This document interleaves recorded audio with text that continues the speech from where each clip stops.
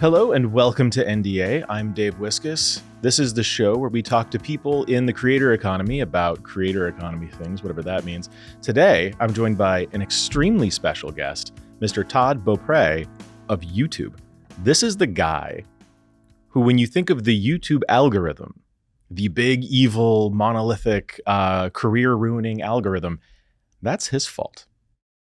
What's your title? Senior Director of Product Management, Growth and Discovery. That's a lot of words. Yeah. So when my channel isn't getting the views I very clearly deserve and YouTube owes me, that's when the traffic goes up, that is due to the creator. Right. When the traffic goes down, that is due to the algorithm. Correct.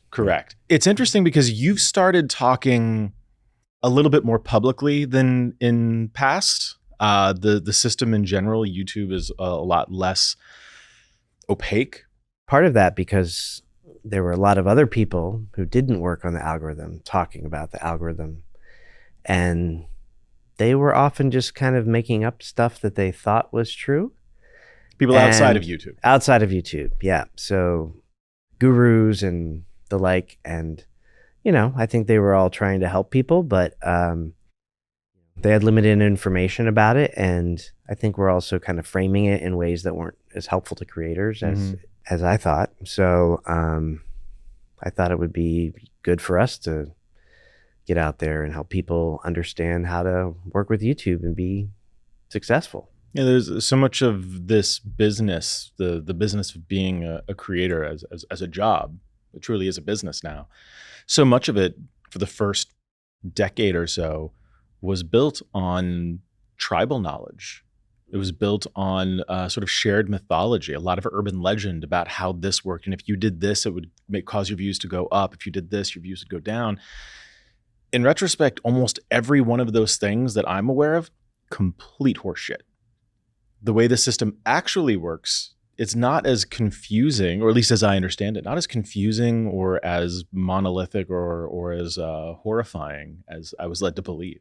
I think it's kind of human nature for people to kind of want a simple explanation. They want to feel like they have some control, and they want to know, well, what do I need to do to be successful? And I think that there's a lot of people who want that to be kind of a formula that they can just follow. And what they don't like is when there's a lot of unknowns and a lot of things that are unpredictable.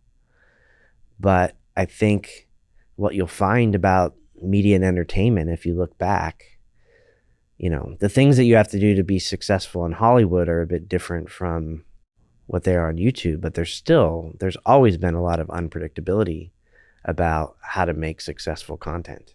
There used to be more gatekeepers who you had to do the dance for them. And we've tried to remove that and make it more about a direct connection between the audience and the creator. I've gone on record saying this before. I think that the creator economy as it exists today is not possible without YouTube. And there's going to be probably a lot of comparisons to the music industry in this conversation. I think it's the most apt comparison, because when you look at being an independent artist as a musician 50 years ago, like the way you would have to do anything, you'd have to go cut a record, like literally a record, get it played on radio stations. In order to do that, you had to work with a record label. And then deep into the 80s and 90s, it had become so entrenched that the only chance you ever had of getting a record played on the radio was if you went through a record label, and they owned everything. They were the gatekeepers. It didn't matter how good your band was if you pissed off the A&R guy. Yeah. If the labels didn't like you, you were just out. Yeah. Similar story in Hollywood. YouTube comes along, and now a college kid can wake up in the morning with an idea, capture that idea into a video, put it up on YouTube, and have 1 million views a day later. Yeah. That is possible. The distribution mechanism, the gatekeeper, you could say is the algorithm. The distribution is free. You have the potential to reach that audience for free.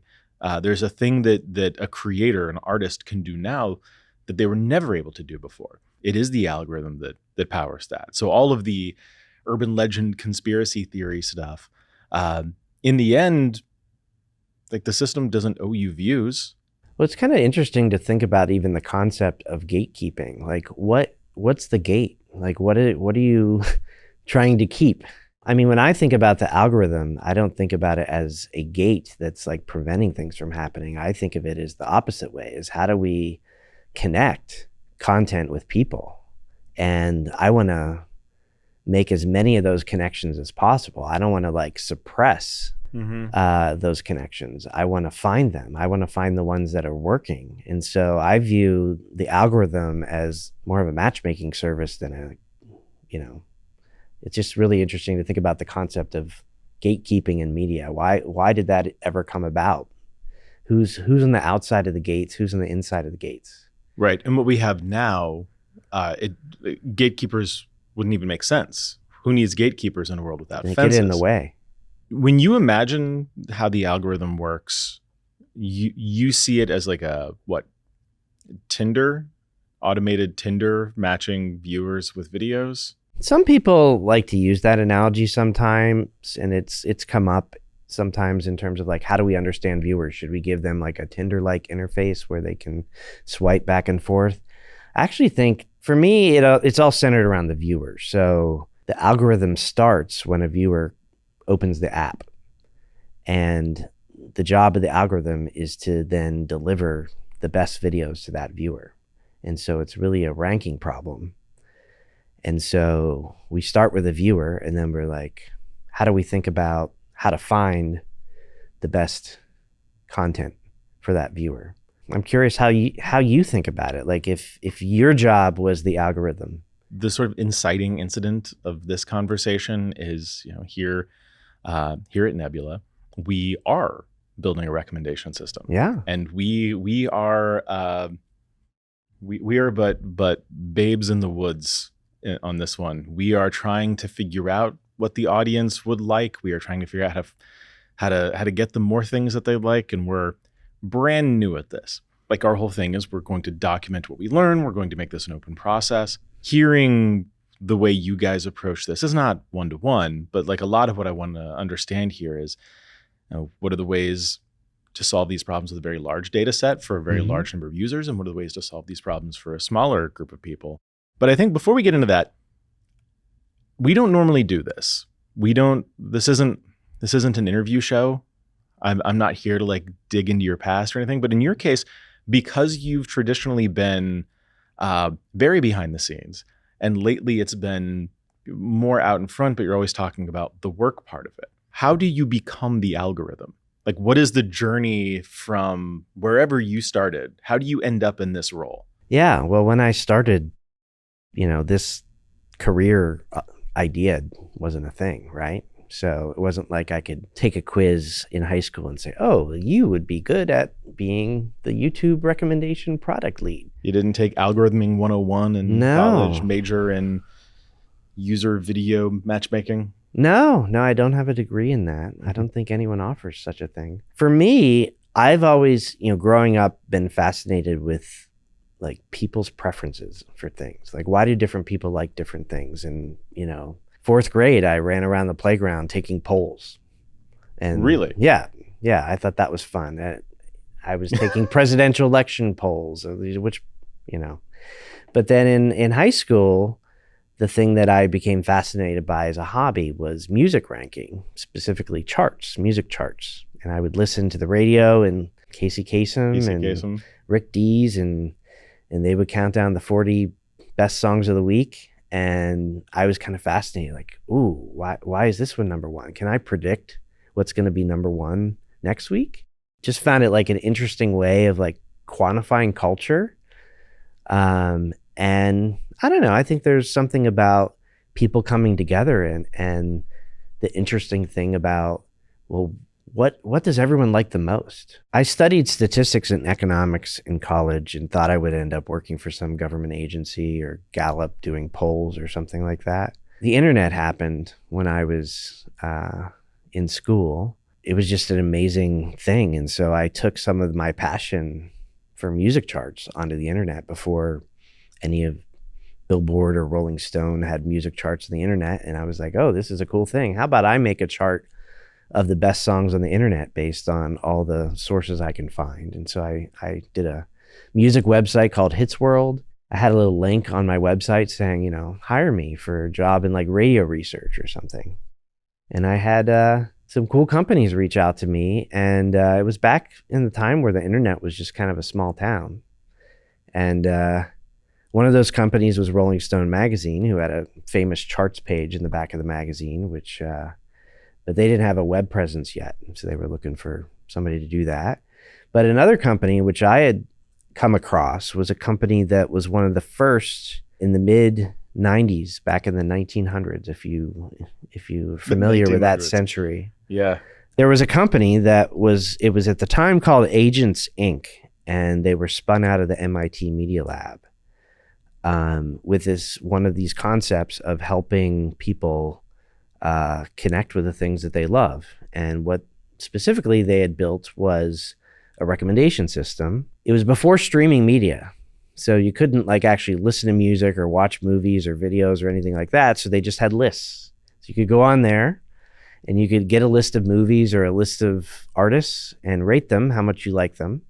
And then it would give you back, here's a list of other movies or artists or albums you should check out. And then they would also enable you to navigate by similarity.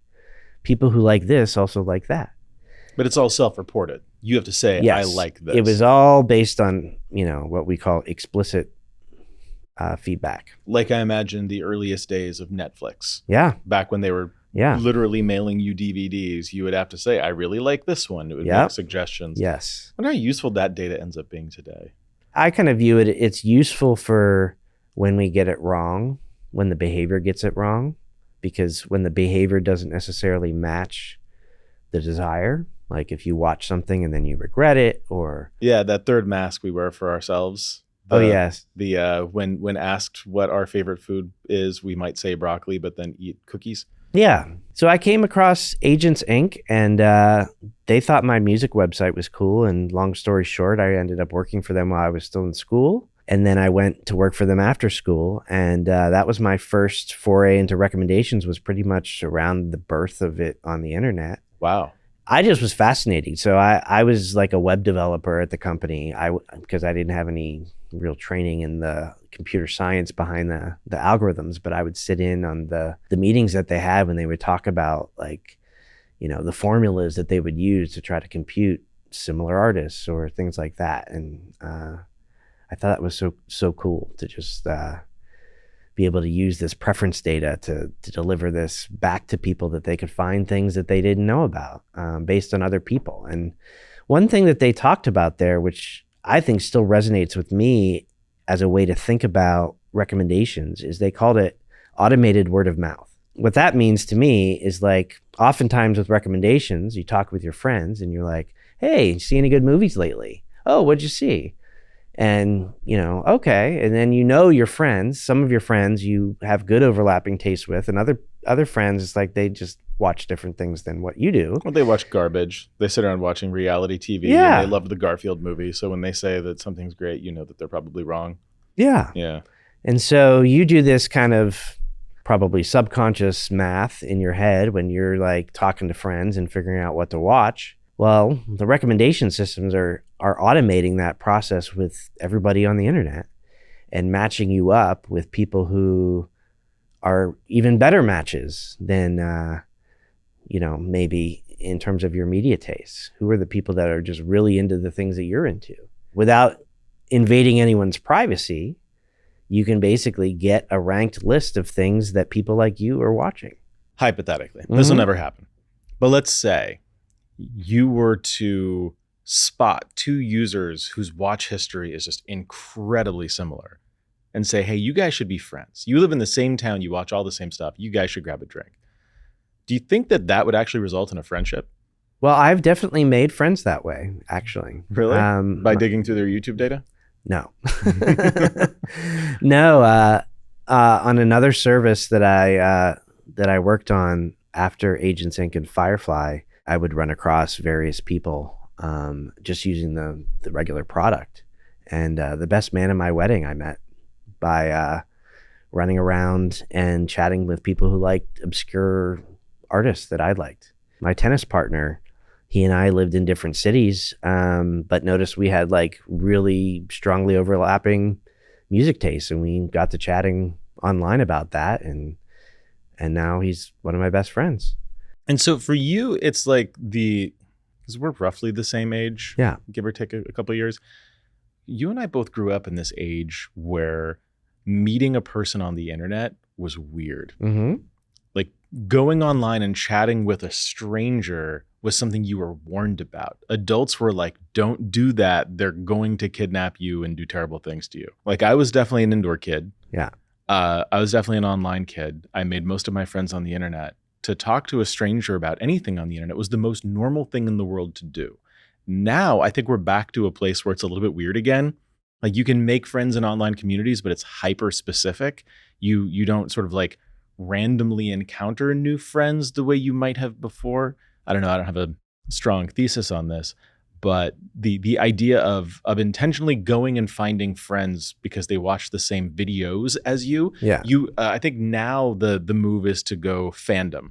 Yeah. Like you could go to a forum or a Discord or something for a particular creator. Yeah. And you might find friends there, but like you wouldn't necessarily do that based on series of overlaps, like genre overlap, as much at least. But Yeah. could be wrong about that. So when you think about the relationships between the people involved in the puzzle, you're thinking about it from a perspective of like you come from a place where that is about human connection. Yeah. But now the focus is more on connecting people to the things that they'd like. How human is that process for you?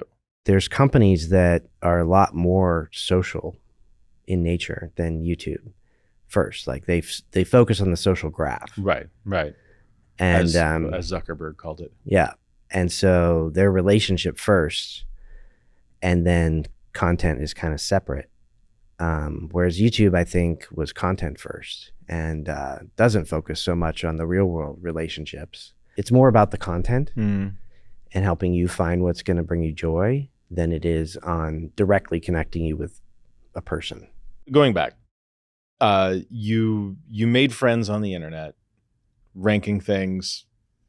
Yeah. So where does that take you? We still got, how much road is left before you're the algorithm? Yeah. So I was working in algorithms. That company got bought by Microsoft. I got kind of derailed and worked on different stuff at Microsoft that wasn't as interesting to me. But at the time, it was right when MP3s were coming out. And while I had been at Agents Inc. /Firefly. Was this still the 1900s? It's still in the 1900s. And MP3 is like what, 97, 98? Yeah. 98. And we had this vision for like, well, wouldn't it be great if you could actually listen to the music that you were rating? But the technology and the broadband wasn't there. Right. I remember downloading MP3s on like a 56K modem, like sitting there forever. I spent like a day and a half downloading a Sugar Ray song in 1998. Oh, yes. My buddy Jeff and I, who I'd worked with before, he and I were like, hey, let's build a little personalized radio thing. Because we wanted, well, when we were at Firefly, we shared an office. And that was at the time of the 200 disc CD changers. Oh, yeah. Remember and those those things were like the most baller of baller CD changers. Yeah. So he and I, we shared an office. We went in halvesies on one of those because we didn't like listen to the radio because it's the same songs over and over. We almost bought some hardware that would enable us to like hook up that CD changer to a computer where we were going to try to control the shuffler on it. So it wasn't random, but it would actually play the songs we liked more and the songs we didn't like less. But it was like hundreds of dollars to buy this hardware and we just didn't get to it. But then when MP3s came around, it was like, well, you put instead of putting the shuffler, connecting the music to the computer, you put the music on the computer and then you can shuffle it using the computer. And so we built a little product that was kind of like a little Spotify, a little bit of Pandora, and we had it for ourselves just for listening to music in the office. And we tried to get Microsoft to start it as like a real product that we could offer. And it wasn't a good time for them, but we ended up leaving Microsoft and joining a company that was building out, online radio stuff. And so we built a product there called Launchcast that was probably the first major personalized radio service that we launched at the end of the 1900s. It came out 6 years before Pandora and probably close to 10 years before Spotify. Wow. Yeah, we started it as a better way to listen to music. And the idea was you could stream your own radio station that would play music you liked. You could rate the music as you listened. And then it would also recommend music that you might like based on what other people were enjoying. And so that was kind of like my second recommendation system that I worked on. I didn't really know what I was doing there. I was just making it up as I went along. But it's interesting to see because since then I've had the opportunity to work with a lot of like PhD machine learning people who like really know how to do algorithms well. But like turns out that the intuition that I had for how to make a recommendation system turned out to be, right. Like the ways that we like gather candidates and then score them is the way that YouTube works today. Is we did the same thing in Launchcast. Candidates meaning the songs? Yeah. Not the humans. You're not ranking No, humans. it wasn't ranking people, ranking content. At least not yet. Yes. I wish that stuff had been around when MP3s first came out. I might have downloaded something a little less embarrassing than a Sugar Ray song. Yeah. Yeah.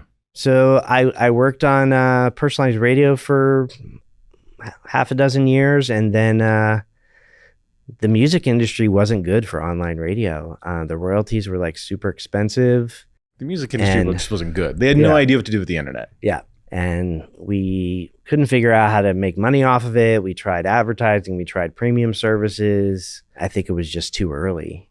And so Yahoo bought the company that I had joined to build out Launchcast and ran it for a few years, but then decided it wasn't a good business to be in. So then I moved up to work on the Yahoo homepage and was part of the first team to bring machine learning to the content on the Yahoo homepage. If you read up, you can find articles about how at Yahoo we kind of went overboard a bit with clickbait, not intentionally, of course, but there was one reporter who wrote an article about how Yahoo took her down a path about child murder. I think this goes back to what we were talking about earlier with like kind of when user behavior doesn't necessarily reflect what users really want. This reporter had been clicking on a bunch of stories about like some gruesome events out of curiosity. And then the system learned that person liked reading stories about gruesome events and then gave them more of that. And so, we learned the lesson. Their recommendations need to reflect not just what they do, but what they actually want. And so that today lives in YouTube through like satisfaction. So we do surveys of people where we ask them about videos they watched, about things we recommend, and they're able to tell us how they feel about things, not just tell us through their behavior that was worth clicking on. Is it not good enough that somebody clicked a thing and then watched all of it? No, because what do you do about the videos where, the video is just dragging out the story or how to do something, and a 2-minute video ends up being 15 minutes long, and at the end they don't actually explain it well to you. So you watched the whole thing but you didn't get anything out of it. Yeah. Or maybe you watched the whole thing and it maybe was entertainment and you felt like you wasted your time and you kind of regret watching it. Maybe I thought I wanted to watch it, but is that not what these guys are for? Thumbs up, thumbs down? Thumbs up, thumbs down. Some people use them for that, and we use that data as input as well. But we've also found it useful to, not everybody uses that, but some people will respond to our surveys when we randomly kind of present that to them while they're scrolling through their feed. We're able to get feedback from a much broader set of people than the ones who are clicking like and dislike as they watch videos. Probably more refined feedback.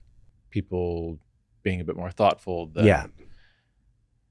Do you track, we're getting into details here, but do you track when in the video somebody hits like or dislike? We do have that data available, and we went through and we built an analytics feature where creators could see for their own videos where people liked, disliked, subscribed, And what we found is that the data wasn't as interesting as we hoped it would be. A lot of people will either like at the beginning or at the end. Nowhere in between. And or like if there's a spike in subscribes, it's when the creator said, don't forget to subscribe, which you would expect to happen. We ran a beta test with a bunch of creators. They looked at the data, and then when we asked them about it, they said, yeah, it wasn't as useful as I hoped. So we decided not to roll it out more broadly. And so, yeah, that's some signal that we explored. And you were at Microsoft, you were at Yahoo, you're at Google now. When are you going to go work for Apple? Yeah, I tend to stick with a company for a long time when I find a good thing. I was at Yahoo over 11 years. Oh, wow, really? Yeah. Wow. I'm coming up on 10 years at YouTube. YouTube is a really good match for me based on the values of the company. I feel like the principles that we have and the way we approach the ethics of recommendations and, the ethics of principles of freedom of speech, freedom of expression, freedom of opportunity, freedom to belong, and the balance that the company takes and in trying to, enable those freedoms, but do it in a responsible way. I feel like compared to the other companies I've seen out there, I've been very pleased by the thoughtfulness and the just sort of where the company's moral compass has been. I think it really aims to be on the right side of history, and that makes me feel great about coming into work every day. That is no more evident than when you see companies doing it the other way. Mm-hmm. Like right now you've got, Facebook's always going to Facebook, and that's just kind of their thing. And so it's almost hard to use them as an example because they try so hard to walk the line straight down the center in, I would say, a destructive way, but like they're not overtly trying to be destructive. Then you get Twitter, then you get Elon. And now we live in a world where you can contrast and compare shitpost edgelord doing whatever the fuck he wants with YouTube trying really hard just to show people videos they like. Yeah. And all of the things you could complain about, all of the things you could say are toxic, all of the ways in which you could say any given system within YouTube's ranking or whatever might not be perfect. You can understand it better now through the lens of these are human beings trying to make something better. Whereas over here with Elon stuff, you have someone who is either willfully making it worse or too entrenched in the sort of sycophantic feedback of people who want to make it worse to notice that it's making it worse. Mm-hmm. I think that there's nothing has ever made YouTube look better than Twitter. Well, when you think of the way you guys are building things, you talk about the ethics, you talk about the humanity. I would say that what I've seen over the last couple of years has been extremely encouraging. YouTube has become a lot more human. We've gotten to know a lot of the people at YouTube. We have lots of friends over at YouTube. Extremely grateful for that and extremely aware of the privilege of getting to have those relationships. And we never did before. It was always the case that YouTube was a black box, that if we needed something, well, screw you, you don't get it. There's no one you can call, no one's going to listen. And so to now live in an era where it really seems like, not just for us as a matter of our privilege, but you're fairly public now. Renee is extremely public. There are actual systems and structures in place to help creators, one, when they have problems, but more to help them understand what those problems even mean. When this happens, here's why that might happen. Not just because there's an endless sea of gurus out there, which that's only getting worse. I think as you guys become more public, as you talk more about how the system works, we're only going to see more and more people who just repackage whatever you say into their course. But even that is like a symptom of a good thing, that humanization. Yeah, I think that, having been there through both parts of that story, I feel like that human element was always there. It just wasn't visible. Right. Part of that has been just the challenge of scale, and the growth that YouTube has gone through. I remember when I got there, they'd set a goal around how much people were using YouTube, and when they set the goal, the the amount of usage it represented was more than the usage of the entire internet at the time they sent the goal. Cool. And so that kind of trajectory, I remember going to YouTube when it was already over 1 billion monthly users, and thinking I was joining a company that was like about the plateau, because, you know, how 1 billion users, that's just nuts. And I was amazed to see the growth accelerate. In the first few years, maybe the company was slow to expand support and things like that. That's fair. I think that's fair. There were and there are risks of commenting publicly about things, and there are people whose job it is out there are to, you know, report on companies and find stories to tell about, you know, that are worth clicking on. And people love to read about the downfall of powerful entities. I think that the same reason that people will gravitate toward conspiracy theories, it is attractive to think that someone out there, when something bad happens to you, there's an architect of that badness. Yeah. Somebody out there, the thing that is bad that happened to you because somebody meant for that to happen to you. It takes the responsibility off of your plate and onto someone else's. You're not at fault. It's not random chance. You failed because someone wanted you to fail. You failed because the system let you down. It's an attractive idea. I get it. I really do. The more that I was going to say I guess we, in terms of like educating the public, educating the creator community at large about how these systems work, so much of it is like, I think that when you give weight, when you give power to the conspiracy theories, you're giving up power. I think for the creators, it's taking something away from them. And so these conversations that you or Renee are having in public now, one of my new favorite things is watching you respond to people on Twitter who complain about one thing or another. And you'll say, well, I went into your channel and I think it's actually this. And it's not cruel. It's not like dunking on them. It's just like, here are the facts. Go do something with that. I love that. Ultimately, I do. It's my job to make it such that if a creator produces great content and an audience wants to watch it, like our incentives are in line. The viewers, the creators, and YouTube all want to make that happen. And so when it's not happening, I want the answer to be that, well, we tried to show it to the people who we thought would be interested in it, and they just weren't interested in it. And so then I look at, you know, if I can find a bug in the system as a result of somebody pointing out something, I love that. I would love to find an opportunity where we're not recommending something to someone. But when I've gone in and looked at the data, you know, 99% of the time I'm able to see, okay, well, for this video, look at your subscriptions feed interaction. There's no algorithm there other than reverse chronological order. The people signed up. They clicked the subscribe button. We're giving them what they asked for, and they still didn't watch your video. What's the explanation there? Because it can't be the algorithm. Right. And then the question becomes, well, why didn't they watch? Or why did they abandon the video at, you know, a minute into it? I've certainly seen the conspiracy theory that notifications aren't going out to subscribers, or it's not appearing in people's subscription feeds.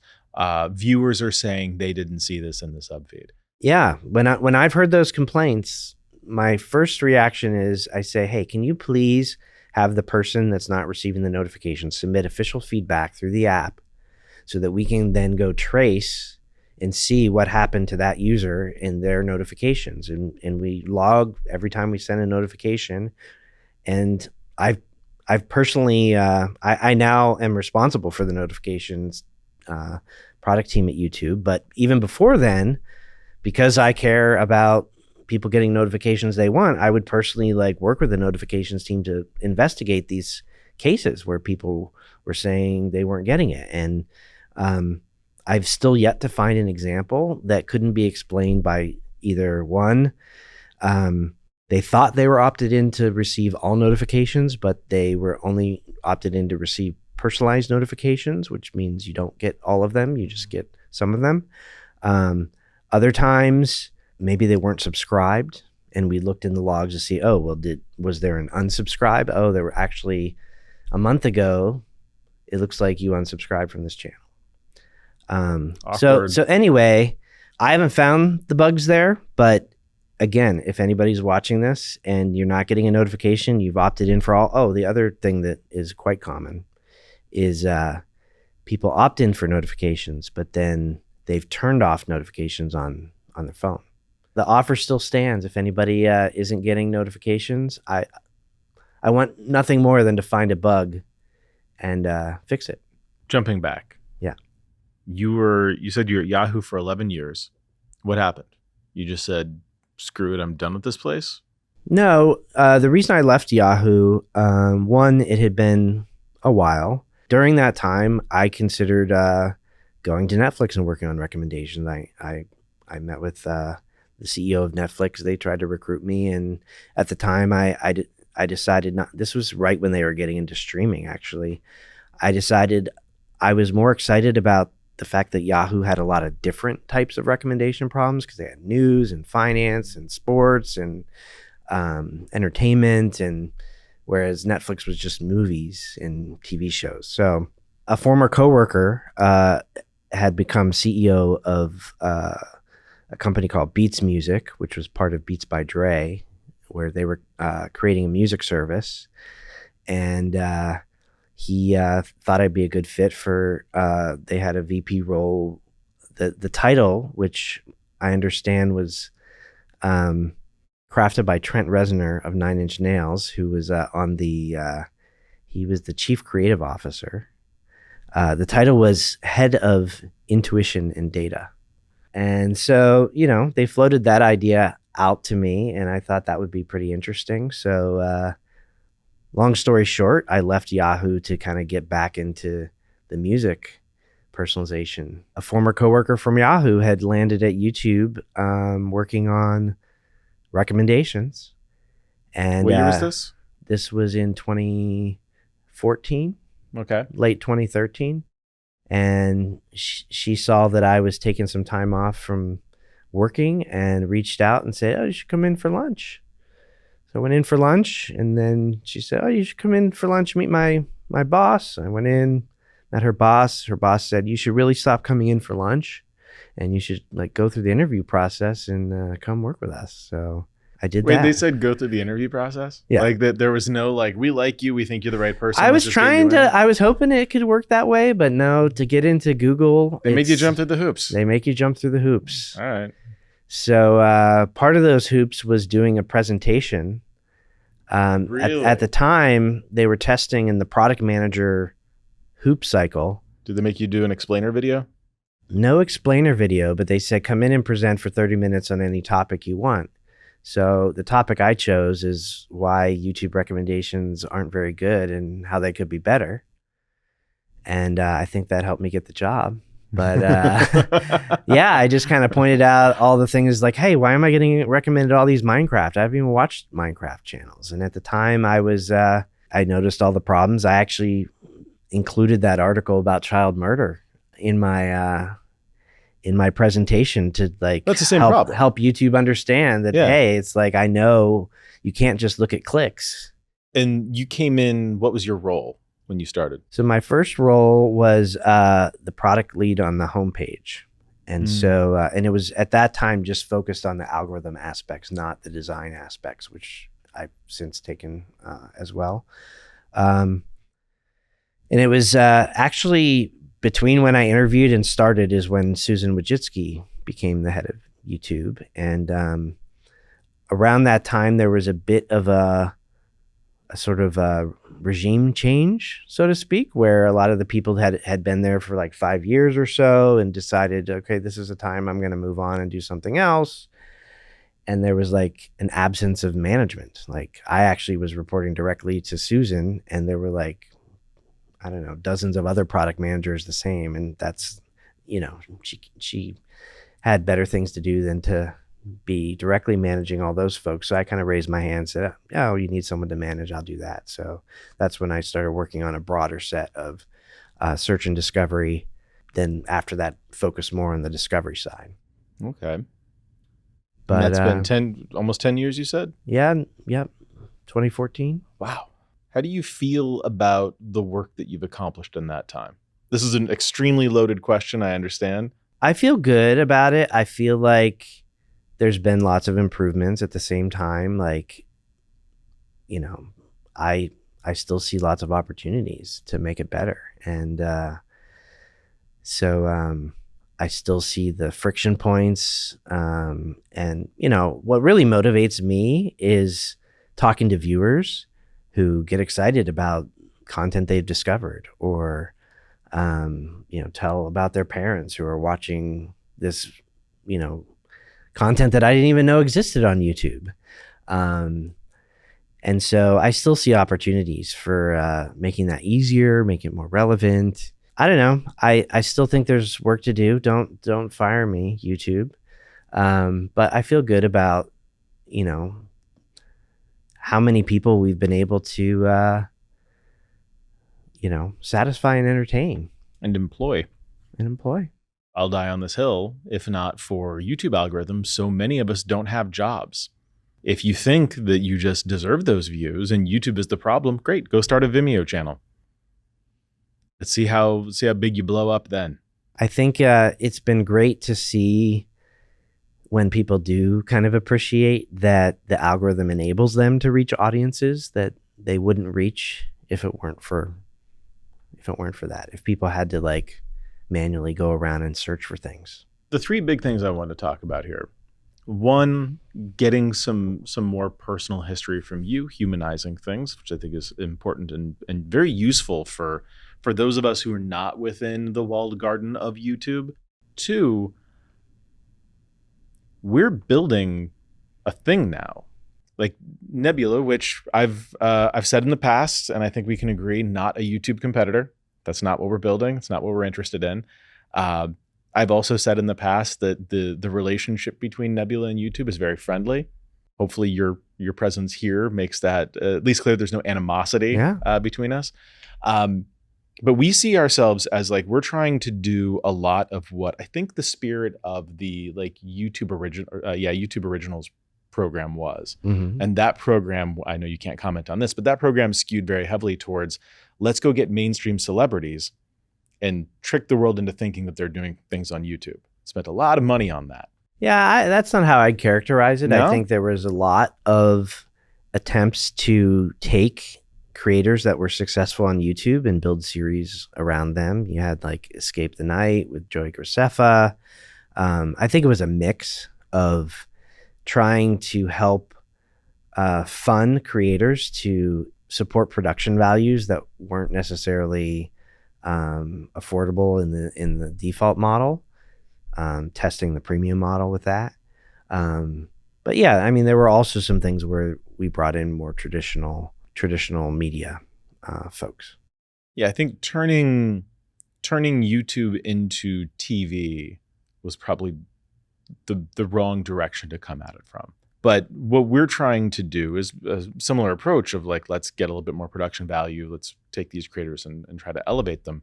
But with the focus on specifically, let's elevate these creators. What could they do with a little bit more resourcing? What could they make if they took a slightly different approach?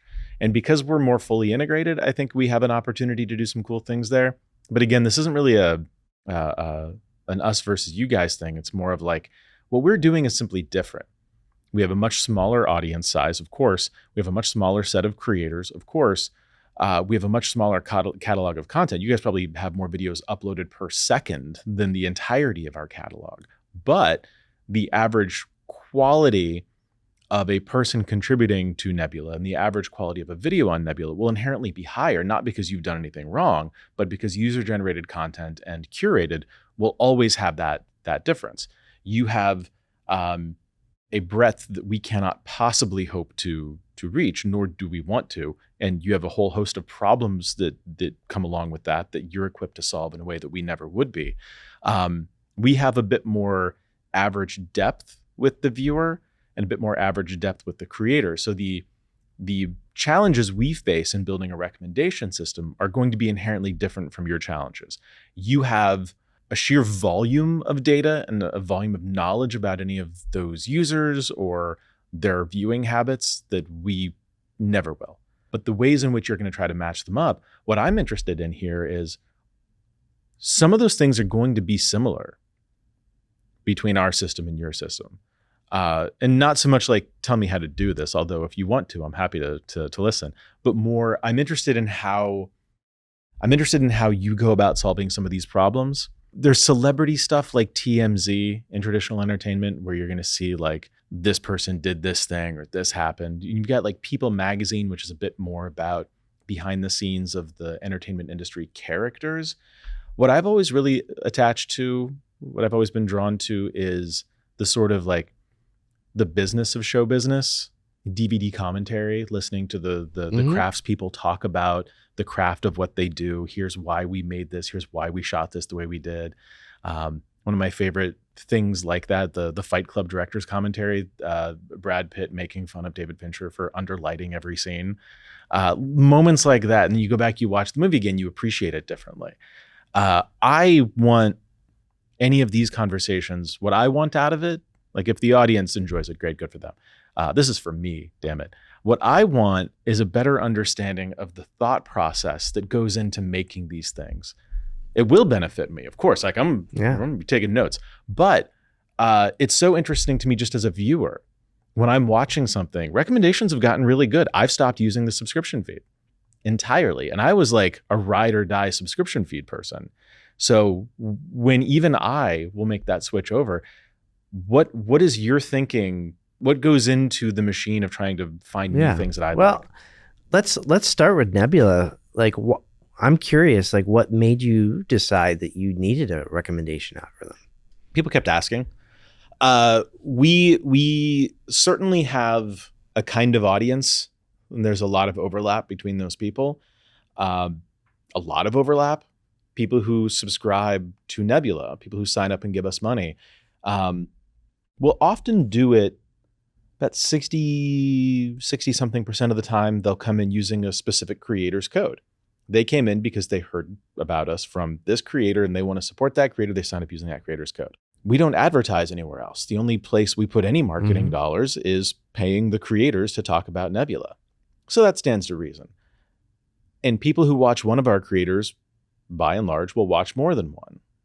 I mean, if you wanted to just support one creator, I guess you could do that on Patreon. If you want to support this creator and get access to these other things, we're a much better value. And so we tend to pull in larger numbers per creator in that respect. What we don't do a good job of is showing somebody who came in for creator A that creators B, C, D, E, and F, who they also subscribe to on YouTube, are here.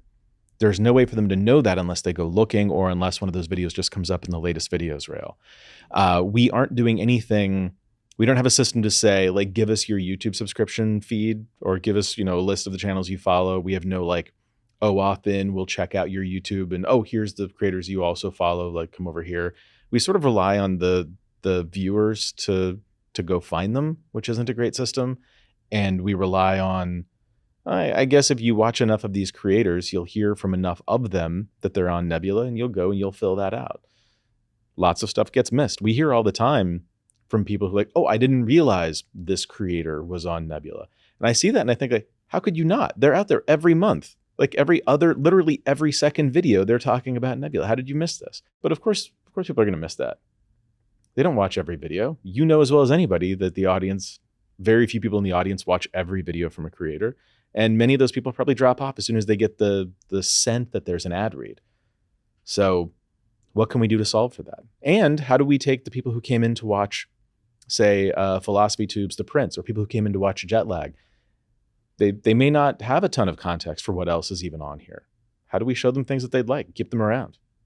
Yeah. Oftentimes how I start by approaching the recommendation problem is to think about how would I solve it as a human? Put the algorithm aside and think about, what would you like the recommendation system to do? What would be a good recommendation? Let's talk to somebody. Let's just say I'm a Nebula user. How would you go? What kind of recommendations do you want to deliver to me? How would you solve that as like a concierge, so to speak, for me. Like, I often think about the recommendation system as, we talked earlier about automating word of mouth. Take the things that humans do that work okay for recommending things and enable them to work with more people. So, you start by saying things like, oh, well, somebody watching jet lag, there's other channels that they would probably like to watch. And so that takes me to the language of things that, oh, well, if you like jet lag, you'd probably like this other thing. And so that's one type of recommendation is, item-based collaborative filtering, which people who did this did that. And the nice thing about that kind of data and that kind of approach is that you don't need a lot of data per person, because you're just learning from the aggregate behavior of everyone who watched jet lag. And, a brand new user can benefit from those kind of recommendations by just watching jet lag and seeing, what people also watched. Services start with recommendations. Like, if they don't necessarily have a lot of data, they start on the aggregate side. So on the very broad recommendation aggregate side would be things like popularity. Like, here's the most viewed channels. Then we're just inflating almost artificially the popularity of those channels. Yeah. Part of our ethos is we specifically don't want to do that. Yeah. We want to help the viewer find the things that weren't necessarily popular, because we can assume that the least popular video on Nebula is probably still a good video. Mm-hmm. It just, for one reason, especially because we import so much back catalog, there's a lot of the least popular videos are going to be older videos that were absolute, million plus view bangers on YouTube that, because Nebula existed later in life, people just didn't go back and watch those videos. So like, we can't use popularity inherently in the same way. One thing that I might think about is maybe you could come up with something that's like content you might have missed, of content that you think people would be interested in general, but doesn't have very many views. So one of my hobbies is a weekly music chart. I think it was in 2015 that ranks the new release alternative and indie music, and I make a weekly playlist that ranks that music. It's called the New Alternative 40 chart.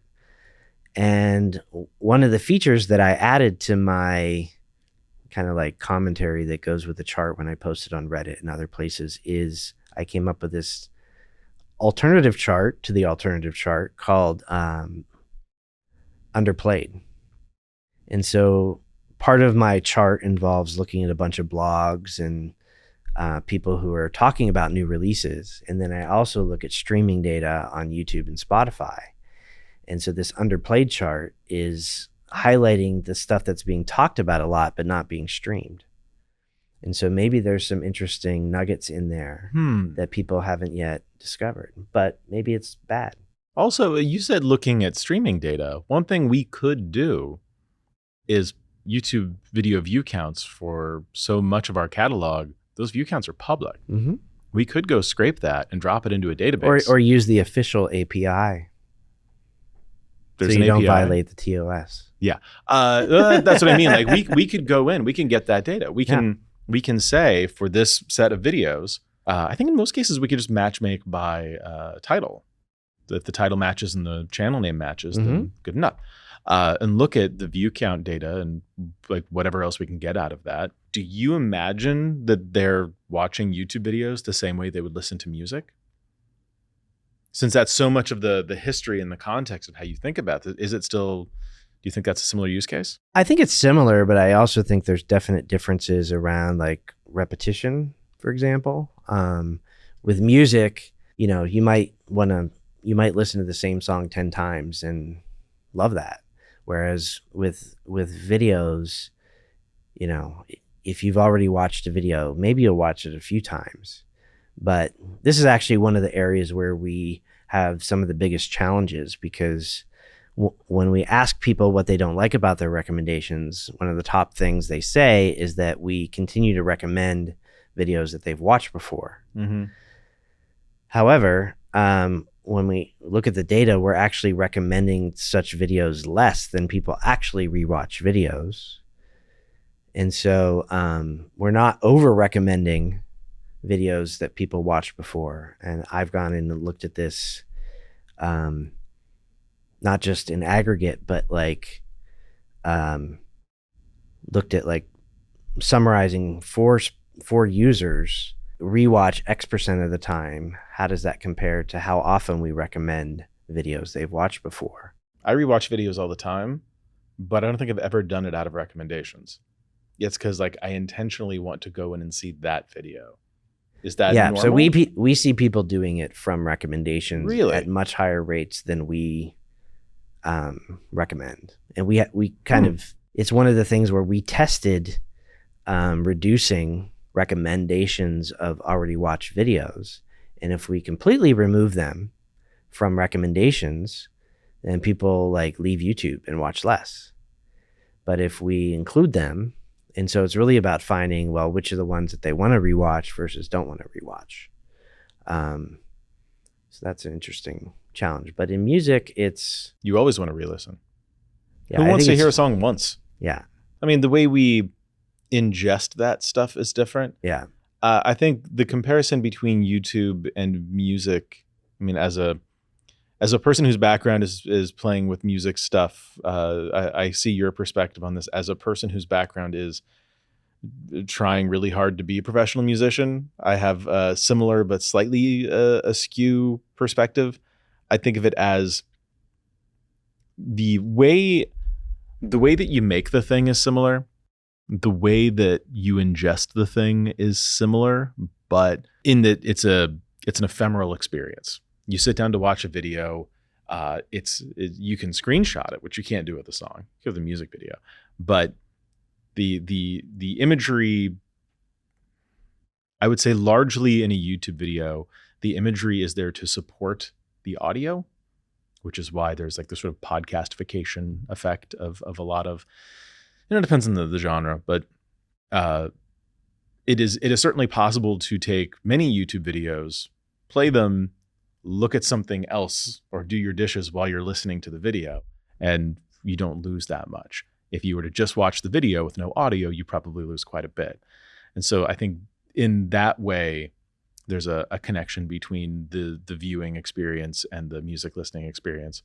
And I think that more broadly, there's certainly a fashion element where in music, rock music being popular or hip hop being popular or disco being popular, these things work in cycles, and it's based on like popularity. There's a fashion element. That is what is cool at that time. It's not that if the Beatles were to come out today instead of back in the 60s, if the Beatles were to start making records now, those records would not be hits. Nobody would care. It's important because of that time, that place, and it worked because of then. Similarly, I think YouTube videos, YouTube creators, there's a zeitgeist to it.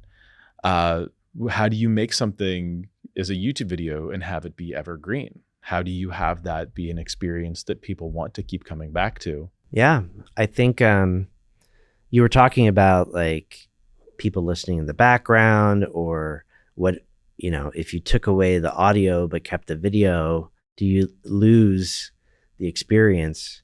I think it's important for creators to actually put themselves in the shoes of the audience and have those experiences, because on the homepage on mobile today, the default is to play the video without audio, because like so far what we've heard from people is they don't want the audio to be on by default when they open their phone.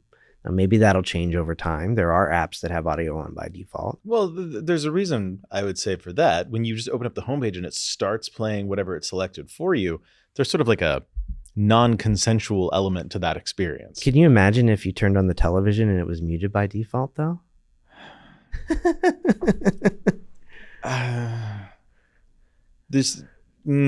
I see what you mean. Yeah, we follow the audience. So if the audience doesn't want it, then we're not going to do it. But we have seen other apps that do that, and people flock to them and use them. So maybe people will change over time. Is there an expectation element? Like I'm assuming that we're talking about another video platform that does short form vertical video. Yeah. Um, Like how did people accept that?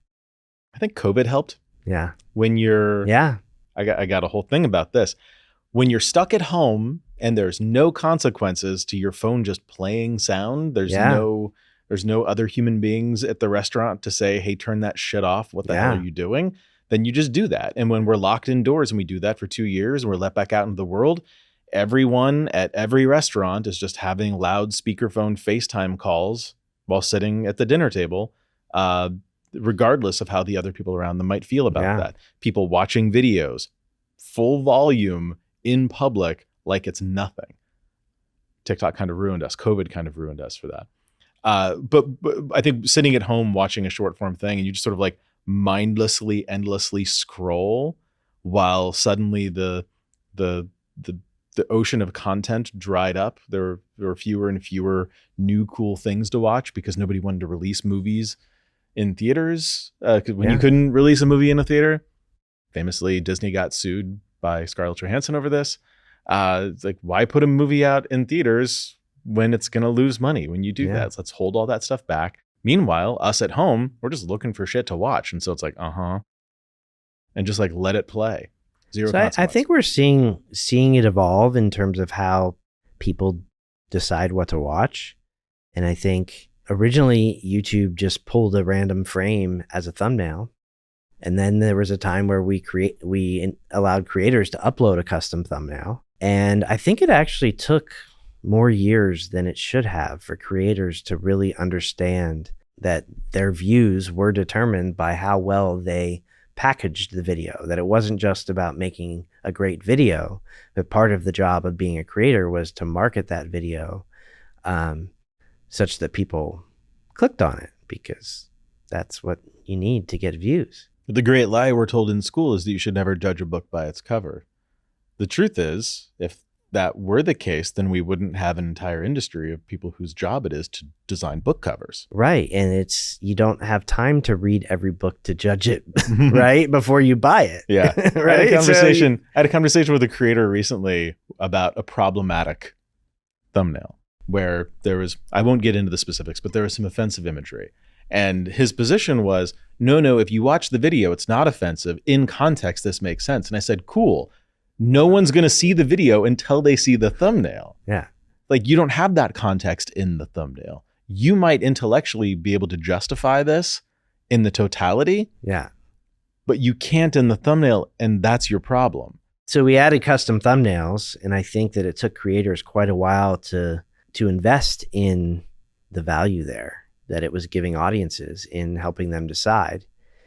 And then, now we're in a world where on mobile, the thumbnail only shows for like half a second to a second while you're scrolling on the homepage. And then we found that people really liked being able to just like see what the video is about, because, there's a lot more information that can be conveyed in video than a single frame of a thumbnail. Mm-hmm. And so, but I think we're kind of experiencing the same thing where not a lot of creators understand that now the person's decision is based in large part on what they deliver in the intro, and what they deliver in the intro when there's no sound. And how much time do you think most creators are looking at that through the eyes of the viewer, trying to figure out, is this worth my time? And how long does that autoplay go? 5 seconds, 10 seconds? No, it'll go. Oh, it'll just keep going? It'll play the whole video. Because we talk about packaging now internally. It used to be title and thumbnail was packaging. And now when we talk about packaging, it's title, thumbnail, first 30 seconds. Yeah. What are you doing? Like, what's your hook in that first 30 seconds that gets somebody to keep watching? Yeah. This is why packaging is more than, or it has to be important enough that it's not just part of your post-production process. Yeah. You need to design this into the video. Yeah. At some point, it ends up blending and being more of an on-ramp from the first impression to the end of the video, as opposed to, you have your packaging and you have your content. It seems like this consumption experience involves the journey that you're taking someone from. Yeah, it's a totality of a thing rather than like you write the book and then someone else designs the cover, and then Right. those things can sort of exist separately from one Yeah. another. That's interesting. Yeah. When you look at, again, speaking in terms of recommendation engines, do you think that it's always going to work like this? Do you think that it's always going to be the case that we're going to need to care about the first 30 seconds? Do you think that's always going to be the case that we even need to care about thumbnails? If you're a professional video creator making things on YouTube, is it good to hire a full-time thumbnail artist, or should your first hire in that team be somebody who's thinking more holistically about the packaging experience and then just farm out to thumbnail artists? We're getting into like algorithm hacking stuff. I want to avoid that, but no, I don't see it as algorithm hacking. My story when people talk about the algorithm is to replace the word algorithm when they're talking with the word audience, because the algorithm is aiming to serve the audience. The algorithm is mostly a conduit, and what you really should be focusing your attention on is what the audience cares about. So when you ask about like, will it always be thumbnails or will it always be intros? Maybe there's other ways that we can help viewers decide to watch, but it is going to be driven by what works for the audience. And so when talking to a particular creator about whether they should hire a thumbnail artist or focus more on like their intro, it's going to depend on where their audience is falling off. Are they finding that they can get people to start watching and then they just abandon within 30 seconds? Or is it that, people aren't even, clicking? I think that the missing piece in, and I agree with you, the algorithm, replace the word algorithm with the word audience. The missing piece though with that as like an analogy or as a framework of thinking is we're seeing the algorithm is a stand-in for the audience based on how you're measuring the audience. People can fall into these sort of dark patterns of what people like isn't necessarily good for people. So writ large, we end up with hate speech floating to the top in ways that we wouldn't want it to. When you're measuring the audience, the tools you use to measure will inherently inject some kind of bias into the process. Mm-hmm. From an ethics perspective, how do you see your responsibility and the responsibility of the platform? And this is not a gotcha question for YouTube. This is like, how do we solve this for ourselves? How do you keep it from turning into an echo chamber? How do you keep it from letting the negative forces win? Well, there's a lot of aspects of responsibility ranging from child safety to misinformation. Oftentimes, it starts with the objective of what are you trying to do? And for us, it's about satisfied viewers is the primary objective. Mm-hmm. And then responsibility comes in when we feel like satisfying viewers would not be responsible. Like the places where that is most acute is when, I would say probably around like misinformation, or where somebody is presented with information that is just false or misleading. And so I think there's a lot more focus on responsibility when it comes to sensitive information that could impact somebody's livelihood. That's where you have the most responsibility. And then on the other end of the spectrum, there's entertainment. Entertainment isn't as much about universal truth as it is about subjective, beauty's in the eye of the beholder. Sure. What is the most correct music is not a thing. What I want to do is help enable the signals about what people are talking about and what they're enjoying through streaming to reach other people. It comes back to that automating word of mouth thing of like helping people see what people are talking about. One debate that came up internally, how much do we care about watch time? Like, is our goal satisfaction, or is the goal how much time people spend on the platform? The way I think about it is there's actually 3 different levels of kind of goals and things you optimize for. There's the ultimate objective, which for us is like, well, we want people to have a satisfying experience on YouTube so that they'll come back tomorrow and they'll come back a year from now because we've consistently delivered things that satisfy them. So that is the Agreed. ultimate goal of the algorithm. Absolutely.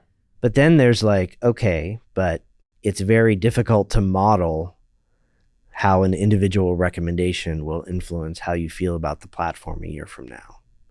And even though we have lots of data, there's an attribution problem of knowing, well, which recommendation and which watch actually mattered. So there's a second level of things where our signals for that ultimate objective, but that we feel strongly enough about them as being good indicators of that long-term goal that we're willing to rank things by those signals. Can you give examples? Yeah. So think about it as like, how would we know whether somebody enjoyed this video? Well, if they click the like button, that's probably a good predictor that it contributed to that long-term satisfying experience. And similarly, if they click the dislike button, it probably didn't. When I hit the like button on a video, is that a signal you use for me to find me more videos in the future? Or is it a signal that you use for the video to better match it to other users in the future? Or both? Both. Both? Yeah. Click-through rate, we've seen, that is useful in knowing whether somebody was interested in the video. But years ago, that was the only thing YouTube is looking at. But we did see that how long somebody watched was also indicative of their level of satisfaction. But it was only one signal that by itself doesn't tell you the whole story. I've hate watched lots of videos. Yeah. It's really about kind of identifying what are the things that users can do either by watching or by giving feedback that help us understand which videos were better than others. The third level would be things that we more refer to as signals. And these are things where we don't necessarily know how important they are. And towards that longer term objective, but these are things that are useful for predicting whether somebody's going to watch or how long they're going to watch. So like, did they subscribe to the channel? How much have they watched from that channel recently? How long has it been since they subscribed to the channel? That's interesting that you would look at how long since they subscribed. Because we found that just knowing that they're subscribed doesn't tell the whole story. If you subscribe to a channel 8 years ago and haven't watched anything in the past year, that tells us something different than if you just subscribed yesterday. Is it looking at time since last watch, or is it looking at whether or not you've watched the most recent video? Yes. Because there's plenty of channels that put out a video, like Salmonella just put out a video for the first time in a year. Yeah. And it's day 2 and it's like 2.5 million views already. Yeah. Blowing up. So somebody somewhere is getting notifications on that. So it can't just be that people subscribed 5 years ago, but they haven't watched anything in the last year. So it gets pulled down. And that's why there's like literally hundreds of these different things that are considered. And then, I think a lot of people, when they get nervous about about the algorithm, is that they're worried that, just because one signal says something doesn't mean that they're no longer interested, or they are really interested in something. Right. Like the myth, the urban legend that if you make videos every 2 weeks, but then you skip a video, your algorithm ranking is going to drop. Yeah. No. I haven't seen any evidence of that. I mean, if the system is so brittle that it's dependent on something like that, then it's not going to be, a good system. And so there's multiple angles on understanding the viewer's interests. And so we have lots of different paths that videos can spread. So like maybe there's no user who's watched that channel in the past month, but there are people that have signed up for every notification, like you said, and those are going to get delivered. And if that video is good, then that's going to start, it's going to start appearing in people's watch histories. And there's other paths aside from like your personal relationship with the channel that can lead you to get recommended something. Like if people are watching that video and they've watched other videos that you've watched, is another path. That it's that collaborative filtering. People who watch this also watch that. Doesn't need to have a subscription associated with it, or it doesn't need your personal history with that channel because it can cut across channels. How much is an individual creator or creators in aggregate, how much are they factored into this? Again, not a gotcha question. I'm trying to What do you understand. mean? How much are individual creators? One of the responsibilities we have, because we are a creator-owned platform, we have to make sure that anything we do, we are like, you get this too. I know you do. But if I'm going to get feedback from a creator of I feel like the algorithm is suppressing me, Yeah. they can come straight into my DMs or call me. And that's a personal relationship where I have to explain and defend any decision I make. Yeah. You guys certainly get shit about this, deservedly or not. But for me, deservedly or not, it's going to be a more personal thing. So I have to think really hard. The team has to think really hard about any decisions we make about algorithmic ranking or placement on our homepage or how users are using the thing. We have to think about what the creator's experience is going to be like on the other side of that. How much of that is a factor for you? The way that we make it work is that we focus on fairness and merit and objectivity. And we really aim to not kind of put our fingers on the scale of the algorithm to kind of steer it in a particular direction other than towards what makes the viewers more satisfied. And by we have a set of principles at YouTube, and the first principle is fans first. And while creators are the lifeblood of YouTube and we couldn't be anywhere without creators, we do in our recommendation system say that we don't have creator objectives in our recommendation system. Like, we're not trying to get creators to upload more often. We're not trying to serve one creator segment over another. It's creator agnostic. And it's intended to give the viewers what they want. And by doing that, you create the most opportunities for creators, and those creators compete fairly for those opportunities. And so we're focusing on the viewers. And if it's better for viewers, then we'll do it. And so, we will look at, when we make a change, at the impact on creators. So we could see this is, by adding this additional signal to the algorithm, we see that, some channels get more engagement, some channels get less. When we look at that, we look at it from the lens of, hey, let's make sure there's not a bug here where, we integrated something incorrectly that's now all of a sudden we don't recommend any music on the platform. Right. That would be what we'd want to know. But part of my job, one of the challenges I have is there are, in addition to the core recommendations team, there are teams that are focused on ensuring that we do a good job of recommending live content and content that's got shopping capabilities in it, and shorts, and all different music and things like that.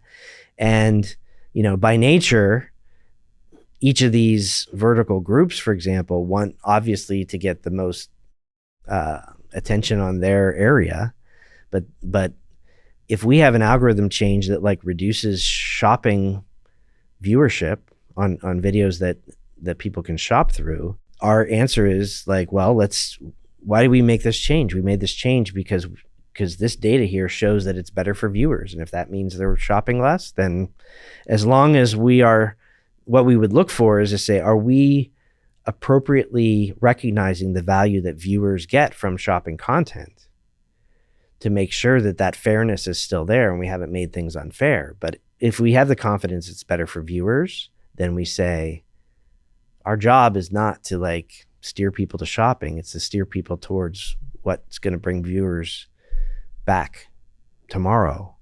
And so if your traffic's going down when we made it better for viewers, it means we had a bug. And unfortunately, you were benefiting from that, and we fixed the glitch. Whenever we insert something into the system, we take the humble posture of we could be wrong about this. And so we want to have a way for the data to tell us when we've gone too far or when we've been wrong about a hypothesis.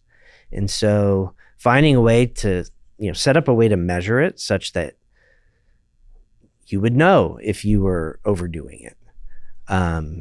And so I would be trying to encode the objective that you have in some sort of data that you could say, okay, well, we believe in this, here's how we measure it. And then as long as the data tells us this, we'll know we're operating in the right place. And that, at some point you might have to make a judgment and say, well, if people start unsubscribing from Nebula, then maybe that's a signal that we've done the wrong thing.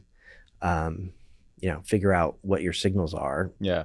I would argue that on that front, like, we don't have a recommendation system really of any kind right now. So any movement from zero is a movement in a positive direction. So whether we go down a path of full fairness or a path of inherently trying to elevate certain voices within that system, it's going to be hard to know which one is better in a vacuum, unless I guess we did both and A/B test it. But it's not, I don't think that we can measure by who do we lose along the way. I think a lot about how there is, especially on YouTube, a type of failure that comes disguised as success, where you see the numbers going up and you think, I am succeeding. And what you miss is the delta between this and then the numbers going up way more, way faster. This would have been success. You only succeeded this much, therefore you're a failure. It'll be really hard for us to measure or understand. And also, like, is the measurement for us maximum number of viewers, maximum hours of watch time? Or is the measurement of success for us being a place where certain types of creators feel comfortable and they'll bring their audience and they'll respect and appreciate that in a different way? Being a niche-ish sort of platform, the metrics by which we have to measure ourselves are a little bit different. Yeah.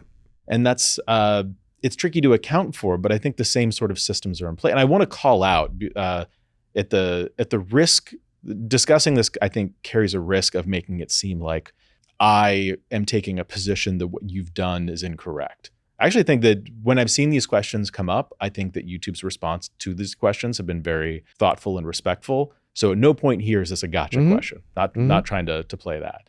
But I do think that inherently we might be held to a different level of accountability here because we're curated, or does the curation buy us out of it a little bit? I don't know.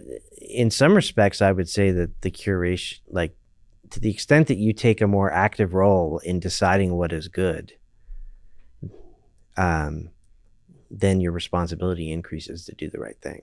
Yeah. So, I mean, it comes back to my original point about when you're designing your recommendation system, start with how would a human solve this? And so same question here. You have people manually recommending things today, curating them. How are they ensuring that they're maintaining a diversity of creators there? It's the same problem. It's just you're automating it and scaling it, which can make it easier because then you can, define the rules and they'll automatically go if you can. But the hard part of the problem, I think, is deciding what is right. Yeah. And this is why we're doing our stuff openly. And again, that's not a criticism of you guys, although I think we might capitalize on that a little bit, whether we want to or not. People saying like, oh, they're doing it this way. I'm not going to shy away from that perception. But the reason we're doing it openly is because we recognize that we have to do that for the creators. And we're in a strange position relative to YouTube because for us, the sentence we put up on the whiteboard, we make money when blank. And for us, the blank is filled in, we make money when creators make money. When we make money on sponsorships, it's because somebody came in and paid the creator. When we make money from Nebula subscriptions, it's because the audience came in to see that creator. You take away the creators, we don't make money anymore. So anything we do has to be in service of the benefiting the creators. Even with 670 whatever thousand paying Nebula subscribers, our customer is still the creator. They're not the vendor, they're not our supplier, that is still our customer. And so when we think about we're building this system, we have to be accountable to the customer for here's how that system works, and here's why your video is being floated up, or here's why your friend's video did so well and yours didn't. This is not a problem you're unfamiliar with, but for us, those relationships are a lot more personal, and you are more accountable to the end viewer than you are to the creator. We also have the advertiser, and a lot of people will True. make assumptions about, well, since the advertiser is paying, then everything we do follows in serving them. But we've made decisions in how we set up, how we work, where we don't consider that at all. Like I have no metrics related to revenue from advertisers. There's a separate team that works on advertising, and we've made decisions about things like whether a video is monetized or not should not influence, whether it's recommended more or less. Because it's better for the user's experience. Right. And so we've, in my space, elevated viewers to the top, even though the overwhelming majority of viewers do not pay us, and we don't make money from viewers directly. But we see viewers as, if we don't have viewers, we don't have advertisers. If we don't have viewers, we don't have creators. But you could also say the same thing in other directions. We don't have advertisers, we can't pay creators. Right. We don't have creators, we can't attract viewers. So we have lots of different directions, and I think, our advertising group is focused on serving advertisers. We have, I'm part of a viewer-centric group. And then, we have folks that are focused more so on creators than viewers as their primary responsibility. But I think, you can't go all in on one, because there are often tensions, and what works well in the short term for an advertiser might not work well for a viewer or for a creator. And what works well for a creator, I think one example in the history of recommendations at YouTube is that on the watch page, early, there were the first 4 slots were dedicated to the channel that you were watching. So you could argue that's a creator positive feature. It's like, you're watching this channel. Well, here's a question. How much should the creator own the watch experience? If their page is their page, then how much do you get to put other stuff on their page? Right. And I strongly believe that the fact that, and the data shows that when we unconstrained those top 4 spots to be from any channel, not just the channel you're watching, viewers watched more and were happier, and they found more videos that they enjoyed, which is better for creators. One way to think about it is, if by the creator participating in a system where other videos can be marketed on their, while people are watching theirs, they also get access to other creators' video pages. And so it becomes sort of a like, well, we all, and in that system, you're doing what's best for the viewer, which also, I think, ultimately drives more discovery of creators, that makes the pie bigger for all the creators. There's opportunities to look at the big ecosystem picture, which may involve creators giving up some control for a greater benefit. And that's part of the job of the platform, to recognize when a better outcome than individual self-interest might lead to. Yeah, and so much of where I think historically there's tension between creators and the platform with YouTube is just opacity, which I feel like that's being solved in a bunch of different ways right now, including you being here. So thank you for that. But just there's a better conversation happening around how all of these moving pieces move. But there's also the dynamics and the economics at play at your scale versus our scale are just very different. Yeah. You guys are more, if we think in terms of retail, you're more I was going to say a mall, probably more like Walmart, where you are this huge monolithic entity with many, many, many different suppliers, many different customers, and you're seen in a certain way, and you're seen as kind of a one-stop shop. People who shop there, they go there, they get all the things they need, and then they go home. But we are much more like a boutique shop. Mm-hmm. We're a single store. You come in because you like this kind of thing. And we don't need to build relationships with different suppliers to guarantee that, for this much money, you get featured on the end cap of an aisle, or we're going to place the magazines next to the checkout stand because we know that human behavior means that you're more likely to buy the magazine there or buy candy there. We don't really sell junk food in that way. The way we engage with our suppliers in this analogy, the creators who are putting the products on the shelves and the customers who come into the shop, is inherently different.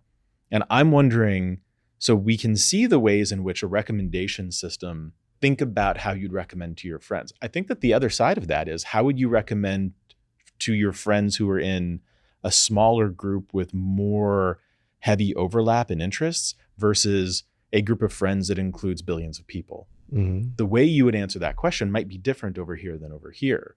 And what does that look like? Well, I think the strengths of scale is that you can connect with more people and find more. You can potentially go deeper. You can get to critical mass on more things. If I were working on recommendations on Nebula, I think the thing that would be a struggle would be not having enough data to understand what did satisfy people. And that's something that, with more people, that becomes an easier problem. It's almost like a Netflix versus like a local video store's staff making recommendations. Yeah, well, even Netflix versus YouTube, Netflix feels a lot more, like we know reading their papers that they've spent a lot of time like human labeling. I think their catalog is only on the order of tens of thousands. Mm-hmm. And so they can afford to like go through and, label each thing with, human friendly, descriptors and things like that they can incorporate into either their algorithm or the way that they present content. So a smaller catalog, you can, assuming that you can get enough people to justify that work on each piece of content, if you get enough people to watch it to justify that work, you can do that. That's all just metadata at that point. Yeah. So yeah, when you have a smaller catalog, the stakes are higher for each, like for a series versus, a 2-minute video, right? Like people, when they go on a service and they're deciding what they're going to try to commit to for like the next 10 hours of watching, they're going to want probably different information, spend different amount of time thinking about it rather than if they're just going to commit 2 minutes. One question is like, I see Nebula has some shows that have been successful. Netflix is very show-centric. YouTube hasn't historically been show-centric. We have some shows and series. Are shows by nature a better way of consuming media? Obviously, they're not going to ever be the only way, but this is one part of our discovery system that people sometimes will criticize, is like how easy we make it to look at the next episode of something. We hear about this too. Yeah. And in part, it's interesting sometimes going back to where creators and viewers don't necessarily see things the same way. Sometimes a creator will produce content with a strong intention of it being watched in series order. Yeah. And then the viewer may decide, oh, well, the content, it doesn't matter. Like you take like Saturday Night Live skits. When Saturday Night Live uploads content, they put episode numbers and stuff like that. But nobody it's cares. Like, yeah. So in those cases, if you stick to the strict structure or how the creator might want to package it, and it comes back to that thing that I was saying too, is like we always want to set up a way to know when we're wrong. I think that's that includes to know when the creator was wrong about how it was best to be consumed. The show versus channel thing, like it's such a blurry line. When I look at like the Streamy Awards, they have like show of the year, but all the other awards are about individuals. Yeah. They're not about the work. Yeah. And I think that's kind of telling of how we see ourselves in this industry and how the audience sees us. Each creator is this little content factory. Keep making me get back into the content mines and make me more content. get me more videos I can watch. There's not a sense of appreciation for somebody put a lot of time into this one video and it should stand alone as a singular piece of art. Yeah. We don't Where's really the have video that, of the year? right? Yeah, seriously. Yeah. Or best documentary, or when you look at like the Oscars or the Tonys or the Grammys or whatever, it's all built around the work and the people who made the work. With the Streamy Awards in our industry, I don't think it's an award show problem, although that's where it's most apparent. It's a celebration of individuals who happen to also make things. It's personality driven. And maybe there's an element of, we do a lot with the platforms to drive people to personalities rather than the actual work.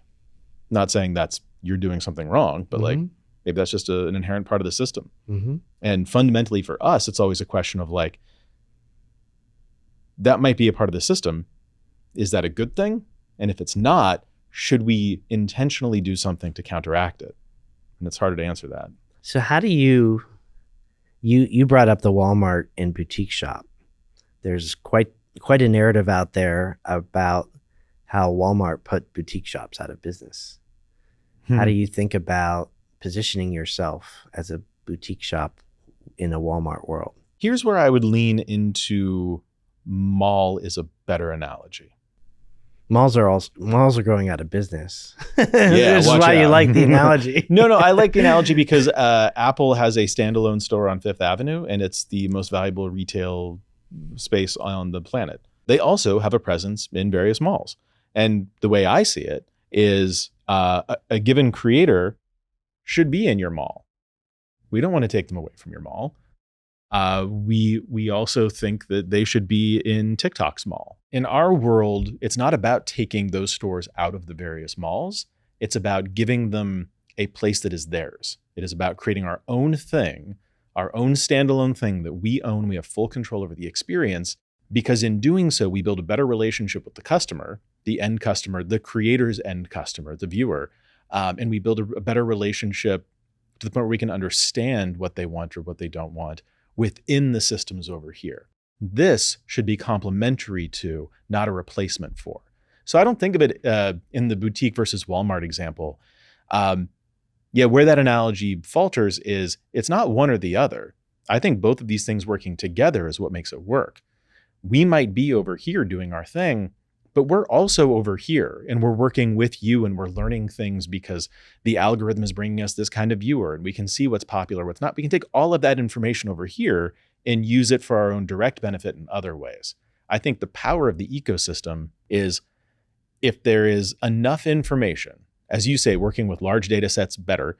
If we have all of the information from over here at the mall, Walmart, whatever you want to call it, if we have all of that, we can apply it to everything else we do. It doesn't have to be competitive inherently. I mean, you're always going to be competing for dollars. You're going to be competing for watch time at the very least. But I don't know. I don't think a creator is going to win by picking one basket and putting all of their eggs in that basket. I certainly find it more enjoyable to work on recommendations whenever there are other players out there that are innovating in addition to what we're doing, because it makes the job more interesting, keeps us on our toes. And I've long been, as one example, I've long been proposing, I actually put something in my presentation to kind of bring it back to getting the job at YouTube. I've been a believer in discovering content through watching video. Not through like browsing thumbnails. In my presentation, I hacked up in Keynote a consumption first browse experience that, I would say TikTok also did. We do have limited resources and what we can try and what I can convince leadership to invest in. And so it's good to have others out there trying different things, proving them out or not, or I'm eager to see like what Nebula does with recommendations, to see maybe there's something you're going to figure out that we didn't, and we're going to steal the idea. I just went on the record. Well, again, we're documenting everything we do. If there's an idea in there worth stealing, steal. Yeah. I would be thrilled. I would be thrilled if you stole an idea from us. That would be very validating. Yeah, we're certainly stealing plenty of ideas from you. Yeah, one of our bigger issues in design is that we are locked into a YouTube way of doing things. Right now, we keep getting complaints that we don't support autoplay. We do. It's just that we use the native player autoplay iconography, which is the infinity symbol. We don't do what you guys did. And I've gone back and forth with our product team about like, just do what YouTube did. Yeah. I'm telling you, just do what YouTube did, because that's what the audience is going to expect. Yeah. I don't love that we don't get to work in a vacuum, but we don't get to work in a vacuum. Yeah. We're always going to be compared to you guys. We're always going to be, I don't even say like a little brother. We're like a weird distant cousin that you are nice to at family events. But there is like an element of YouTube casts a big shadow. And the ways in which creators will succeed will be largely dependent on how well they understand that shadow and how well they understand when and how to step into the light. Mm-hmm. Versus trying to remove the shadow entirely. You can't. It's always going to be there. Well, sometimes you need a little bit of shade because, it's hot out. All right. That's a good place to end this. Todd, here's the thing about this episode. We're talking about things that are really big and affect billions of people. I don't normally get to talk to people on this show about things that big. And so I just want to acknowledge that while this might be the least funny episode of this show, there's also just a ton of information in here. And I'm really grateful to you and to the YouTube PR team for letting us do this. Yeah, it's been enjoyable, and I'll try to bring more jokes to the next episode. One thing I want to call out, now that I've said that, I don't want anybody to think, I was not given a list of like pre-approved topics. There was no filtering or control. They don't get like final cut. They didn't even ask to see this before it goes out. So there's no like weirdness in any of that. So seriously, thank you for doing this. This is, I think I certainly got a lot out of it. I hope our product team gets a lot out of it. But I also hope that the creators out there who are thinking about how they're making things within systems and structures, I hope that there's some food for thought in the way those systems and structures are designed and built. And I hope that if this is your first time, learning about the people behind the algorithms at YouTube, that you appreciate that there's people behind those algorithms and that they have strong values that are aligned with yours and want to help you connect with your audiences. And that's really what makes it all worthwhile. I would say the greatest era of joy for me working within YouTube has been these last couple of years where I've gotten to know people who work there, understanding the thought process. And there's an element of privilege to that, but also like there's a better system for partner management now. And there's just more attention, I think, given to creators today than there was 5 years ago. And I think that's really great. Yeah. More of that, please. Yeah. We learn a lot by listening. I would much rather have these conversations with you and creators than to just see them happening publicly in ways that it's always just about what's wrong. But we get to hear also what's right. I think more right than wrong. Yeah. Yeah. You guys you're not the evil empire. We're not. I think we know who the evil empire is. It's not you guys. Save that for the next episode. Yeah. Well, I'm not going to say it here. I don't want to get you in trouble. Yeah. Todd, where can people find you? You can find me on Twitter at Hitsman. I guess it's now X. I think it's still pronounced Twitter. Yeah. That's probably where you'll see me the most. Creator Insider on YouTube. Check out, there's tons of videos we've made there to try to demystify how YouTube works. Yeah, that's where I'll be. I will see you there. All right. Thank you, Todd.